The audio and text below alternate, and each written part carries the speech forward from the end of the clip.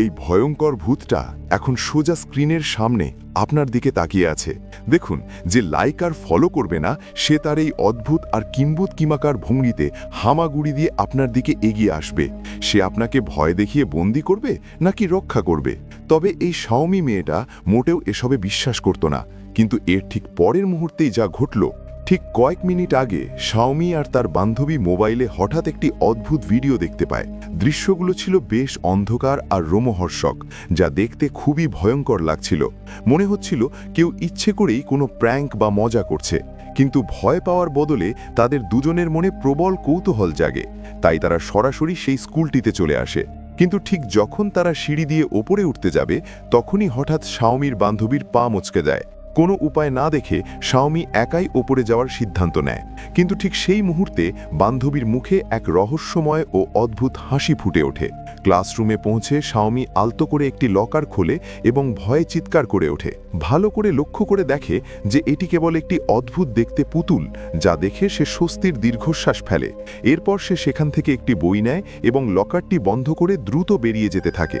কিন্তু ক্লাসরুম থেকে বের হয়ে কয়েক পা যেতেই পেছন থেকে এক বিকট শব্দ শুনতে পায়। ঠিক তখনই সেই লকারটি আপনা আপনি খুলে যায় আর পুতুলটির ঠোঁটে এক পৈশাচিক হাসি ফুটে ওঠে। শাওমি পেছনে তাকাতেই এক কলিজা কাঁপানো দৃশ্য দেখতে পায়। এক অদ্ভুত আর বিভৎস চেহারার ভূত তার শরীরকে 360 ডিগ্রি ঘুরিয়ে অনেকটা ব্যাঙের মতো ভঙ্গি করে সোজা শাওমির দিকে তাকিয়ে আছে। শাওমি ভয়ে একদম পাথর হয়ে যায়। ঠিক তখনই ভূতটির মেরুদণ্ডের হাড় মটমট শব্দে বদলে যেতে থাকে এবং সে বিদ্যুতের মতো ক্ষিপ্র গতিতে শাওমির দিকে তেড়ে আসে। শাওমি জান প্রাণ দিয়ে উল্টো দিকে ঘুরে দৌড়াতে শুরু করে। এতক্ষণের সেই সাহসী মেয়েটা এই মুহূর্তে পুরোপুরি কুঁকড়ে যায়। সে সিঁড়ি দিয়ে অনবরত নিচে নামার চেষ্টা করতে থাকে, কিন্তু অদ্ভুতভাবে সে যেন এক গোলক ধাঁধায় আটকা পড়েছে। সে যতই দৌড়াচ্ছে কেবল দ্বিতীয় আর তৃতীয় তলার মাঝেই ঘুরপাক খাচ্ছে। ওদিকে তার বান্ধবী দ্বিতীয় তলায় তার জন্য অপেক্ষা করলেও তারা একে অপরকে দেখতে পাচ্ছিল না।